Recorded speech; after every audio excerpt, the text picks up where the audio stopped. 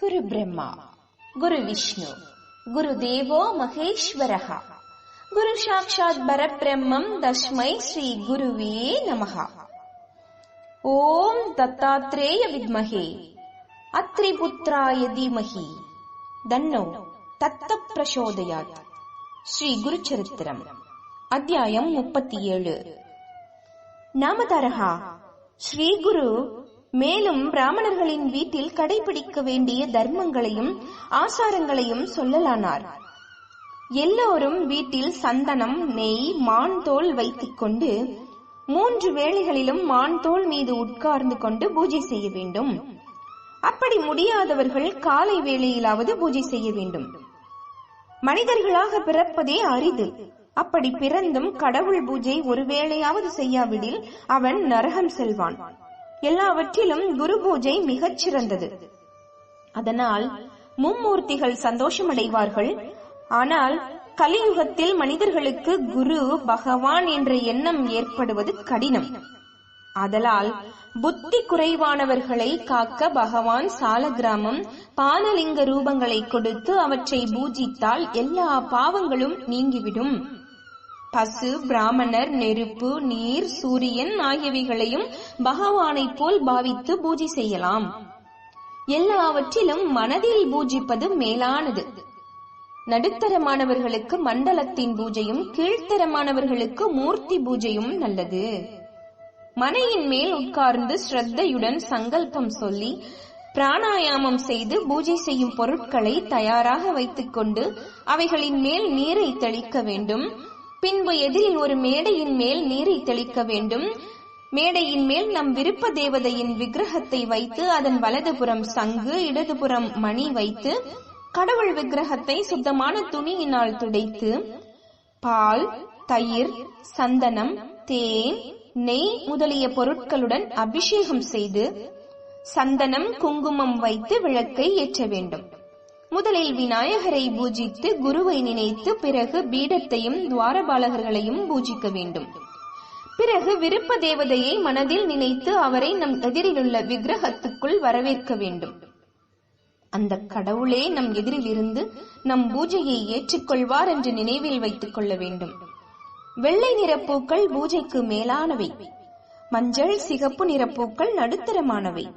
மற்ற நிறப்பூக்கள் நல்லதல்ல. எருக்கம்பூ விஷ்ணு பூஜைக்கு உகந்ததல்ல. கணபதியை துளசியுடன், அம்மனை புல்லுடன் பூஜை செய்யக்கூடாது. பகவான் பாதங்களில் பூக்களை வைத்து வலம் வந்து கீழே வந்து கும்பிட வேண்டும். பெற்றோர்கள், பெரியோர்கள், பூஜை செய்யக்கூடியவர்களின் பாதங்களை வணங்க வேண்டும். குருவை பார்த்தால் அவரின் வலது பாதத்தை நம் வலது கையாலும் இடது பாதத்தை இடது கையாலும் தொட்டு சாஷ்டாங்கமாக விழுந்து வணங்க வேண்டும்.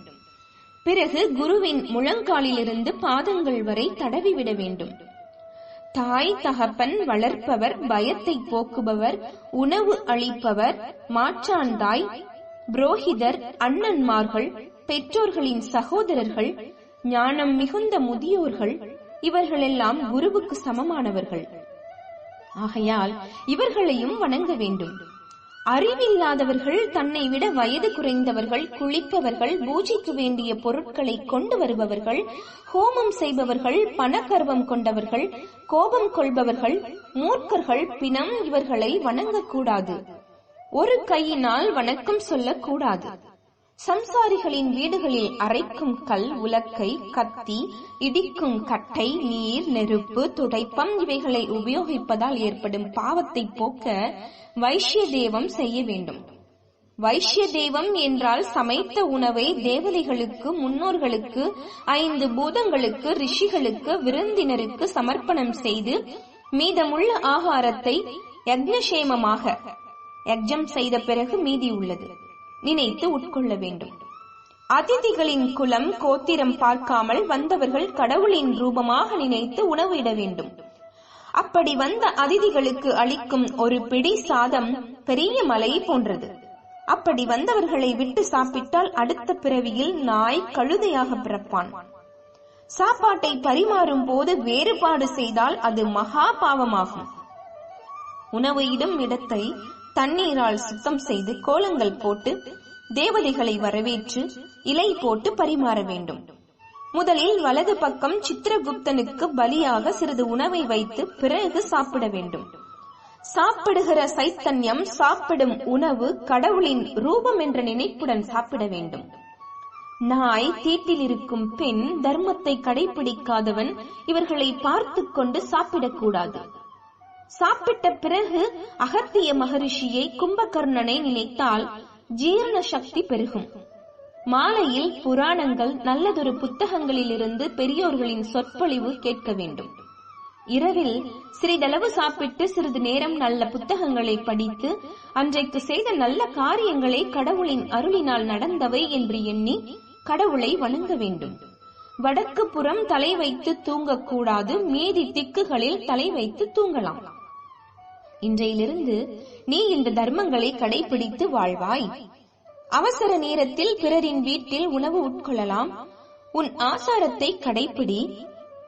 ஆசாரத்தை கடைபிடிப்பவர்களின் இல்லத்தில் தரித்திரம் இருக்காது. அவர்கள் பிள்ளை பேரன்களுடன் சுகமாக வாழ்வார்கள் என்று உபதேசம் செய்தார். ஸ்ரீகுரு கூறியதை கேட்ட அந்த பிராமண தம்பதியர் ஸ்ரீகுருவை வணங்கி சென்றார்கள். அவதூத சிந்தன. ஸ்ரீ குருதேவ தத்தா.